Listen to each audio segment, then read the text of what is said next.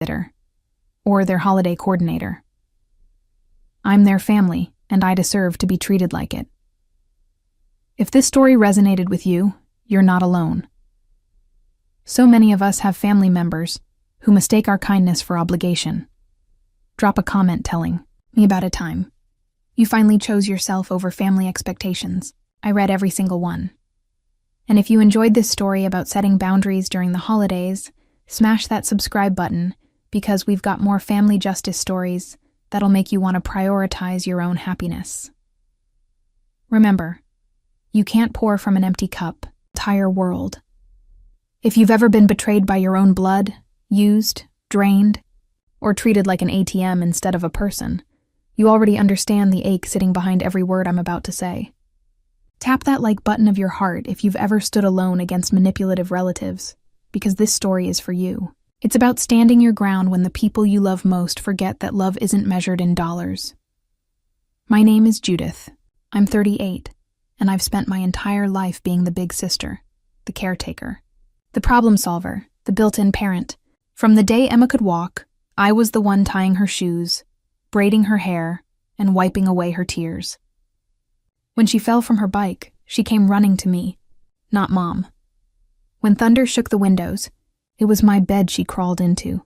Every county fair, every late-night fever, every scraped knee. She was mine before she was anyone's. I was 10 years old learning to soothe a crying toddler while our mother worked double shifts. By the time I graduated high school, raising Emma was less a responsibility and more a rhythm I didn't know how to stop. So when Mom got sick, really sick, taking care of her felt like breathing. Chemotherapy, oxygen tanks, the endless doctor appointments, I handled it all. I took time off work, sorted prescriptions, cleaned her room, held her hand through every long night of pain. Emma showed up when she felt like it. Glamorous lunches, weekend getaways, new boyfriends. She always had something important to do. When Mom finally passed after 2 brutal months in hospice care, the house came to me. It wasn't flashy or enormous, just a cozy 3-bedroom cottage with creaky floors and the smell of lavender that clung to the curtains. But the walls held every memory of our childhood. The corner of the kitchen still had faint pencil marks where Mom measured us each birthday. Emma's height always a few inches beneath mine, her name written in Mom's careful handwriting. It wasn't just a house. It was everything that remained of her. 2 weeks after the funeral, Emma called. "Lunch?" she said brightly, like nothing had happened. When she arrived, she looked polished and expensive. Flawless makeup, a designer bag draped on her arm. And trailing behind her was Marcus, her fiancé. Marcus was one of those men who smiled like his teeth needed witnesses, the kind whose handshake squeezed just a bit too long, trying to control the room. "Judith," Emma began, sliding into the booth with that honeyed tone she used whenever she wanted something. "We need to talk about Mom's house." I already knew.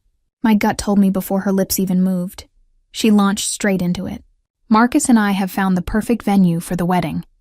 It's everything we've dreamed of, but it's pricey. $50,000, give or take." She said it so casually, like announcing she'd bought a new coat. "That's a lot of money," I said carefully. "Which is why," she continued, leaning forward, "we need you to sell Mom's house and split the money with me. It's only fair, don't you think? We're both her daughters." Fair. I almost laughed at the word. I'd spent my entire adult life being the fair one, working 2 jobs to cover Mom's medical bills, paying Emma's rent when she got fired again, wiring money for car repairs she couldn't afford. While she posted pictures online of cocktails and weekend trips, I was eating canned soup under fluorescent hospital lights. "Emma," I said slowly, "I offered $10,000 as a wedding gift. That's all I can spare without selling the house." Marcus interrupted immediately, smirking like he'd been waiting for his line. "10,000? That's nothing compared to what the house is worth. Be reasonable, Judith." The way he said my name, like I was the difficult one, made something twist inside me. Emma's polite smile faltered, revealing what was underneath. "Some sister you are," she muttered. I didn't reply. I couldn't, because sitting across from her, I saw something I never wanted to admit. The little girl who once clung to me at bedtime was gone. In her place was a stranger who thought of family as a business transaction. That night, I sat in Mom's living room surrounded by the echoes of our life together. The teacup she'd never washed. A magazine folded open to her favorite puzzle, the faint scent of her perfume still in the air. I traced my fingers over those pencil marks on the wall. Mine, then Emma's. A story measured in inches and broken promises. For the first time, I cried not just for Mom, but for the sister I'd lost long before she asked for money. A week went by. The silence between us stretched until one evening my phone lit up again. It was Emma. Her voice sounded small, almost girlish. "Judith, I'm so sorry for how I acted at lunch," she said. "I'm just stressed with wedding planning. You know how it is. Can we start over? Let me take you out for your birthday, just family. Dinner at that Italian place downtown. It'll be nice." I wanted to believe her. I wanted, just for one night, to believe the sister I'd raised remembered how to be kind. Jim, my husband, didn't trust it. "Something's off," he said while I got ready. Emma never does anything without an angle, but I ignored him. Hope is a stubborn habit. When we arrived at the restaurant, everything looked too polished. Candlelight flickered off wine glasses. Soft jazz hummed through the air. And in the corner, I noticed 3 men in crisp suits at a table near ours. No food, just briefcases. Their eyes kept darting toward us every few minutes. A cold tremor ran through me. We sat down. Emma was all warmth and conversation, full of compliments and practiced laughter. She leaned in during appetizers, smiling like nothing bad had ever passed between us, asking about work, about my garden, about the necklace Mom used to wear. For a few fleeting seconds, I wanted to believe her act. But the nervous glance she threw toward those men told me everything I needed to know. Emma was all smiles and small talk during appetizers, asking about my job and complimenting my dress. But I could feel the tension underneath, like waiting for a storm to hit. Then, just as our main courses arrived, Marcus pulled out a manila envelope and slid it across the table to me. "We had our lawyer draw up some paperwork," he said, his charming smile never wavering. "It's a trust document that would let us manage Mom's estate together. You know, make things easier for everyone." I opened the envelope with shaking hands. Inside was a legal document that would essentially sign over Mom's house and all her assets to Emma and Marcus. The language was complicated, but the meaning was clear. They wanted everything. "This isn't what you said," I whispered. "You said this was a birthday dinner." "It is," Emma said, her voice getting sharper. "And this is your birthday present. The chance to do the right thing for your sister." That's when Jim quietly reached into his jacket pocket and pulled out a small digital recorder. He set it on the table between us, and the little red light started blinking. "What's that?" Marcus demanded. "Insurance?" Jim said calmly. "Because what you're doing right now is called coercion. Fraud. Elderly abuse. Well, not elderly, but you get the idea." The change in the room was immediate. Emma's face went pale. Marcus's jaw clenched so tight, I could see the muscles working. The 3 lawyers at the nearby table suddenly found their phones very interesting and started packing up their briefcases. "You can't record us without permission," Emma hissed. "Actually," Jim said, "this is a one-party consent state." And Judith consented to recording this conversation to protect herself from exactly this kind of manipulation. I watched my baby sister's mask completely fall away. The sweet apologetic Emma from the phone call was gone, replaced by someone I barely recognized. Someone who'd been willing to trick me, pressure me, and steal from to get what she wanted. We left their restaurant without signing anything. The lawyers scattered like roaches when the lights came on. And I went home knowing that the sister I'd loved my whole life had tried to rob me blind. But that wasn't the end of it. 2 weeks later, Jim and I were driving past the community center when I saw cars lined up outside and string lights twinkling in the windows. Emma's engagement party, the one I hadn't been invited to. "Pull over," I told Jim. "Judith, what are you doing?" Something I should have done years ago. I walked into that party carrying the digital recorder in my purse. Emma was in the center of the room wearing a flowing white dress, laughing and accepting congratulations. Marcus was beside her playing the perfect fiancé for their audience of friends and family members. The party was beautiful. Fairy lights hung from the ceiling. There were flowers everywhere and a table full of expensive catering. It was exactly the kind of event Emma had always dreamed of. Elegant, Instagrammable, and funded by someone else's money. When the toast began, People started clinking their glasses and sharing sweet stories about Emma and Marcus. Relatives talked about what a perfect couple they made. Friends gushed about their love story.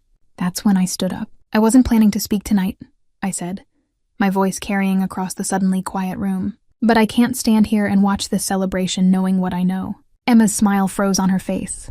Marcus went rigid beside her. "2 weeks ago," I continued, "I was invited to what I thought was a birthday dinner. Instead, I was ambushed by lawyers and pressured to sign away my mother's house. My baby sister tried to steal my inheritance to pay for this party." Gasps rippled through the crowd. Someone dropped a glass. Emma's face went from pale to red. I pulled out the recorder and pressed play. Emma's voice filled the room, sharp and demanding. "Just sign the papers. Judith split the money." "It's only fair." Marcus's voice followed, cold and calculated. 10,000 is nothing. Don't be selfish." The recording played for what felt like forever, but was probably only 30 seconds. When it stopped, the silence was deafening. I looked around the room at friends and family members who were suddenly seeing Emma and Marcus in a completely different light. The perfect couple image was cracking like cheap paint. "This ends tonight," I said, setting the recorder on the gift table. "No more using family as a weapon. No more pretending love is something you can buy or steal." Emma's eyes were darting around the room like a trapped animal. Marcus looked like he wanted to disappear into the floor. I walked out of that party with my head held high. Behind me, I could hear the murmur of shocked conversations starting up, the sound of people questioning everything they thought they knew about the happy couple. The aftermath was swift and brutal. By the next morning, half of Emma's wedding guests had canned. Marcus's parents, who had been planning to contribute to the wedding costs, pulled their financial support entirely. Several family members called me to apologize for believing Emma's version of events and to express their shock at what she'd tried to do. Emma called me crying 3 days later, begging me to fix this and tell everyone the recording was fake. But I was done being her cleanup crew. I was done sacrificing my peace of mind for someone who saw me as nothing more than a source of money. The wedding was postponed indefinitely. Emma and Marcus's relationship didn't survive the scandal. Turns out Marcus was only interested in Emma when she came with a substantial inheritance attached. As for me, I stayed at Mom's house. I turned her sewing room into a home office and her garden into a place where I can sit and remember the good times. The house still smells like lavender, and I still find her reading glasses in random places, but now it feels like home instead of a museum. Looking back, I realize I spent so many years trying to be the perfect big sister that I forgot to protect myself. Sometimes the people we love most are the ones who hurt us deepest because they know exactly how to use our love against us. But there comes a point when you have to choose between being taken advantage of and standing up for yourself. If this story resonated with you, smash that like button and subscribe for more stories about people who finally stood up to toxic family members. Drop a comment and tell me, what's the most shocking thing a family member has ever tried to pull on you? And remember, just because someone is family doesn't mean they get to treat you like a doormat. Sometimes the most loving thing you can do is set firm boundaries. Until next time, keep standing up for